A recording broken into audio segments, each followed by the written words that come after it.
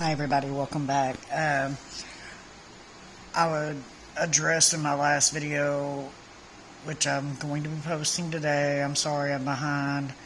A lot's happened the past couple days that's kind of put me behind.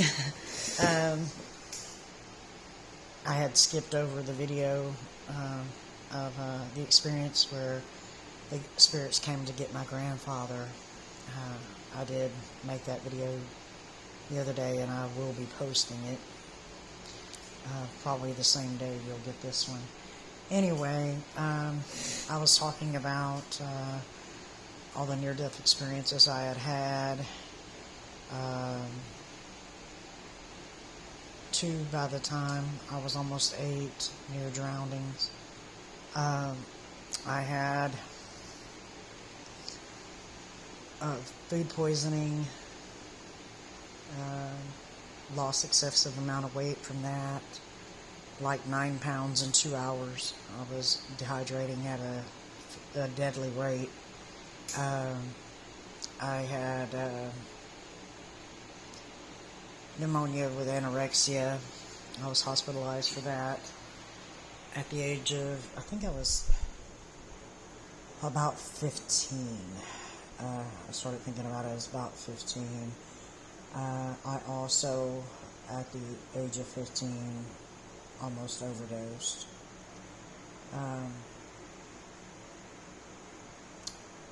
Then my mother passed away, and before my mother passed away, I had dreams that she passed away.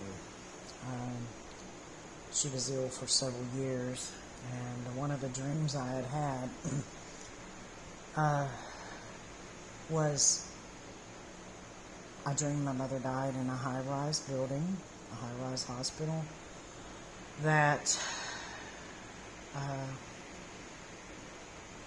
was in a big city. And I dreamed I jumped out of the window probably 5 or 6 stories up and committed suicide. I know, sounds crazy, but I had this reoccurring dream. Speaking of reoccurring dreams, as a small child, up until probably the time I was probably 9, 10 years old, I had a dream repeatedly of having siblings and parents, and my parents weren't the parents that I have now, and my siblings weren't the siblings that I have now. And we were going on a road that was just nothing but sand or rock. There was no concrete roads, or paved roads, should I say. And I remember the military separated us from our family. In this dream, I just kicked my toe. That hurts. Anyway, separated from my parents, and I was put in a hole that was dug out, surrounded by dirt. There was wood, pieces of wood, holding, what would be the walls up of it.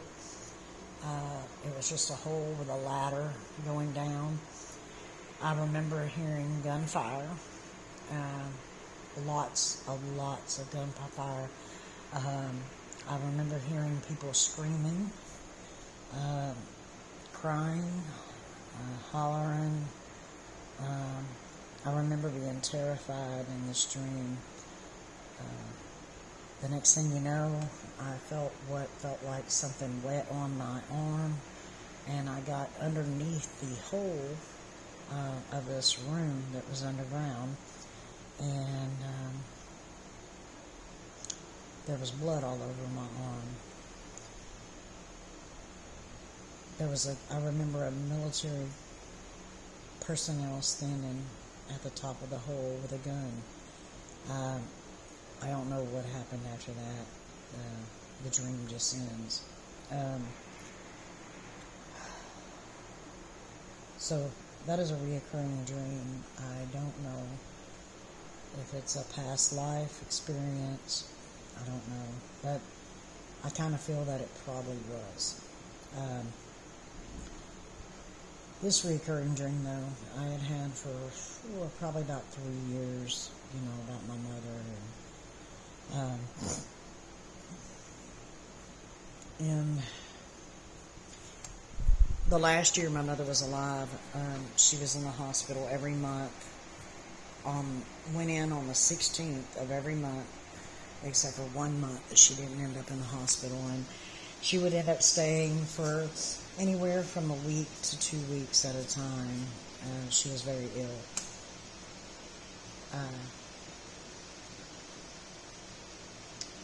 She had went in, and it was always either to do with pneumonia or UTIs. Her diabetes really messed her up pretty bad. She was very bad diabetic. She took several insulin shots a day. She was 43 when she passed away. And anyway, this January the 16th of 1988, she went in the hospital. And well, let me go back to Christmas, because something really strange happened. And Christmas of 1987, my mom was in the hospital, and she begged the nurse to alter the papers. She wanted to come home, and she was running a fever, and we told her, like, Mom, don't do that. We can come up here, for Christmas, and there's always next year. And she goes, well, you never know what's going to happen next year.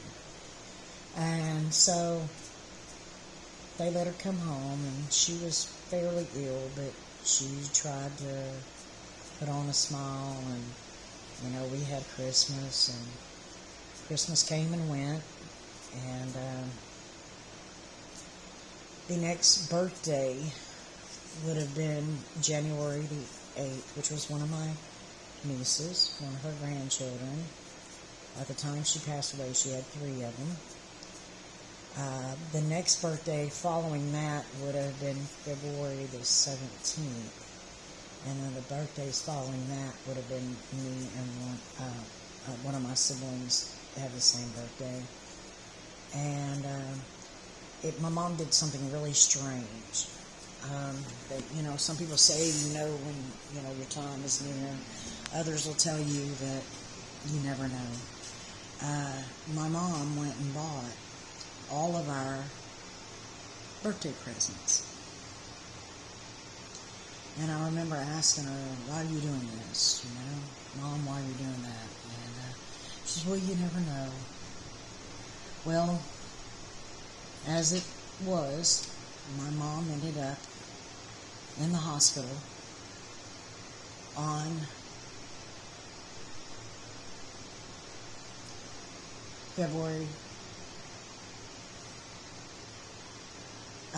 January the 16th. Sorry. She was there for approximately 2 weeks when they decided they needed to go ahead and do a hernia surgery they had been trying to hold off on doing. And they did it. And her chances of survival was 50%. And so we had all kind of prepared ourselves that the possibility she wouldn't come out of it, but she did. And because she had very bad lungs, very bad breathing. Anyway, she made it through the surgery, and 2 days later, I think it was, while still in the hospital, she had a massive stroke. The massive stroke was so massive that they don't know how she survived it, number one, but she did. And she was very sick.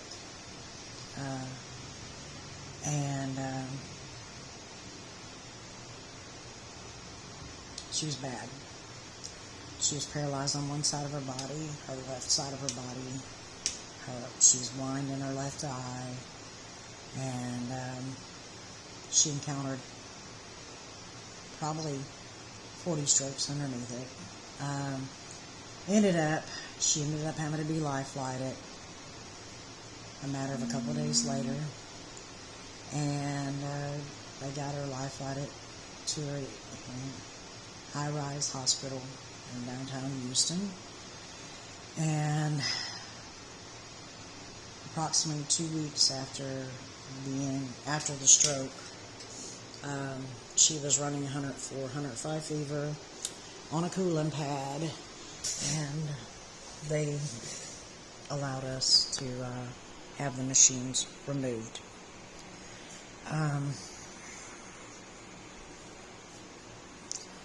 The morning that she passed away, my sister suddenly got sick. And I was very shy, but I was also very strong-willed.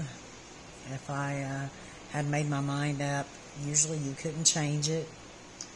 My aunts were talking to my sister, and she said, "Dana, are you going with us?" Or, we knew she was going to pass. They had removing the machines that morning, and nobody could be in the room with her at all times, so it wasn't like we were, just leaving her there by herself. We couldn't be in the room with her the whole time. We did get to go see her. My last visit with her that morning, there was clearly a presence standing beside me, and she opened her eyes, and a tear came out of her eye, and she looked beside me, and looked at me, and looked beside me again. And anyway, that's kind of a blur for me. She had went through a couple brain surgeries, and it was really a rough time. You see somebody with 13 IVs going in their body. It's 12, 13 IVs in and out of their body, in their chests, and in their arms, and their feet, and everything. And they had 13 antibiotics going in her, trying to get rid of this infection, but it didn't work.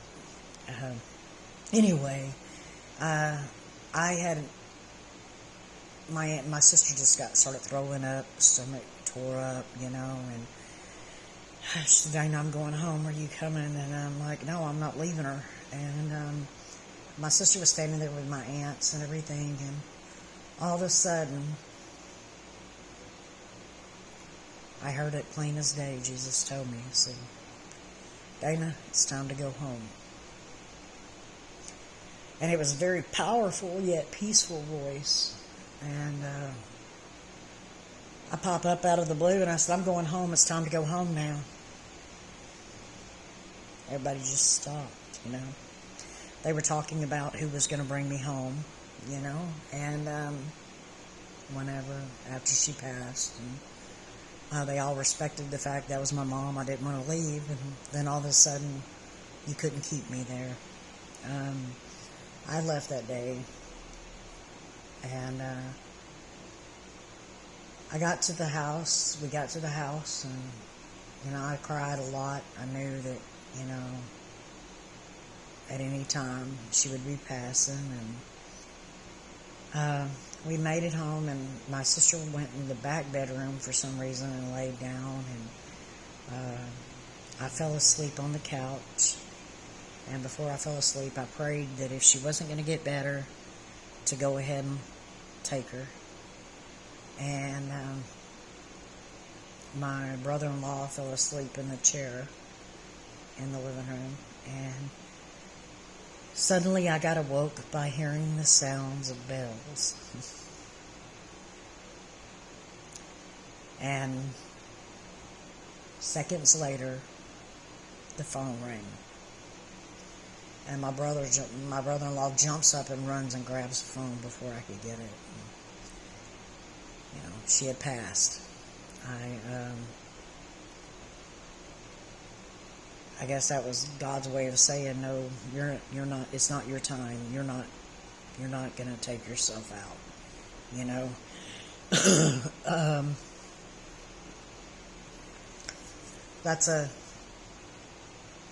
I can talk about it now without crying. For many, many years I couldn't.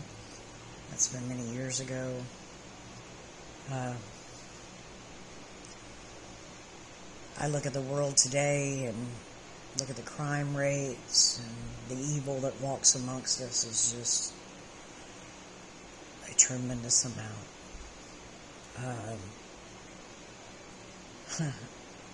And we will get to that. Eventually I will get to that. I just wanted to tell y'all the story of, how God told me it was time to go home. And when He told me it was time to go home, I don't think it was just for me to go home. It was time for my mom to go home. And anyway, I'm going to leave it at that. It's going to be probably a short video. I don't know how long I've been on here. But I just wanted to kind of fill y'all in on a little bit. And everybody have a blessed day. And I'll see you when I see you.